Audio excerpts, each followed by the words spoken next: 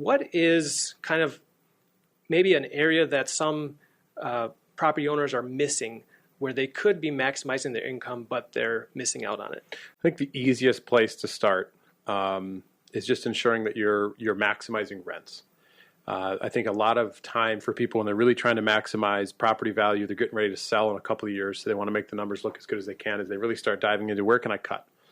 And you can spend a ton of time and a ton of effort trying to cut 1 or 2% from your expenses, when if you would have raised your rent 5%, it all drops to the bottom, right? And so really ensuring that rent is appropriately set, especially if you've owned the asset for a long time, especially if it's a multifamily property where we really are talking about valuing it on NOI or the net operating income.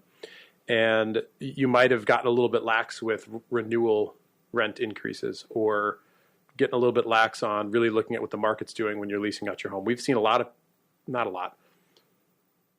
more often than not, we'll see people that we're taking over their properties. We look at their rents like, hey, you could be getting $100 more a unit on this, right? It's like, I've had those tenants in there for a long time. They've been great.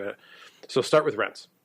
Do a really good, thorough rental analysis. Understand how your units compare to others in the area, what the rent should be, and start working those up at the renewal process, or if someone moves out, of course, at the release process. So that's where I'd start first.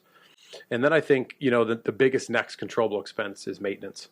And it may be that you need to invest some money in the form of CapEx, which doesn't necessarily hit the expense side of your balance sheet, but it's some cash out of your pocket to make some repairs, upgrade some of the systems in the building or the property so that you have fewer kind of ongoing expenses for those things, whether it be the heating and cooling systems or the water heaters or whatever it might be. Those things do need to be upgraded over time.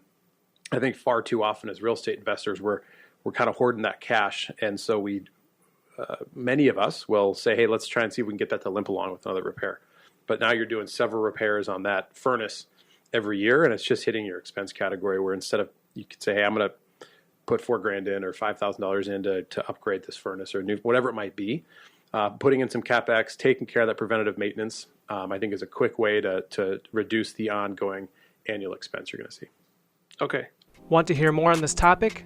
Click the link below for the full episode of Maximizing Your Property Value.